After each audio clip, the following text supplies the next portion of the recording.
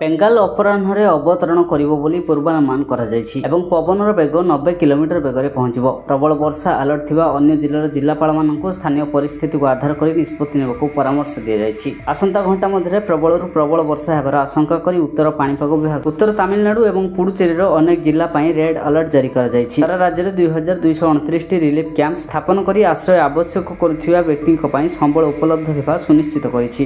ବଙ୍ଗୋପସାଗରରେ ସାଇକ୍ଲୋନ ବେଙ୍ଗାଲ ତୀବ୍ର ହେବା ସହ ପୁଡୁଚେରୀ ନିକଟରେ ଅବତରଣ ଆଡ଼କୁ ମୁହାଁଇଥିବାରୁ ତାମିଲନାଡୁ କର୍ତ୍ତୃପକ୍ଷ ଜରୁରୀ ପରାମର୍ଶ ପତ୍ର ଜାରି କରିଛନ୍ତି।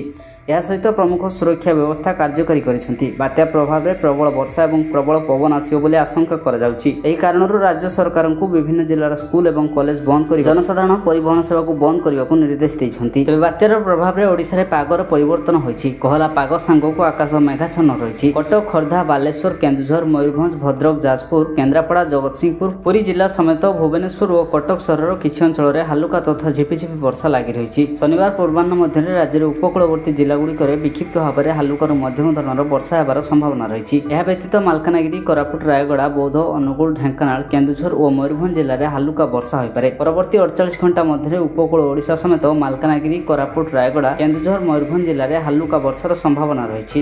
ଆଗାମୀ 5 ଦିନ ପାଇଁ କୌଣସି ଚେତାବନୀ ନାହିଁ। କନ୍ଧମାଳ ଓ କଳାହାଣ୍ଡି ଜିଲ୍ଲାର 1-2ଟି ସ୍ଥାନରେ ହାଲୁକାରୁ ମଧ୍ୟମ ଧରଣର କୁହୁଡ଼ି ହୋଇପାରେ। ଆଗାମୀ 4ରୁ 5 ଦିନ ପର୍ଯ୍ୟନ୍ତ ଓଡ଼ିଶାର ଜିଲ୍ଲାଗୁଡ଼ିକରେ ସର୍ବନିମ୍ନ ତାପମାତ୍ରାରେ ବିଶେଷ ପରିବର୍ତ୍ତନ ହେବ ନାହିଁ।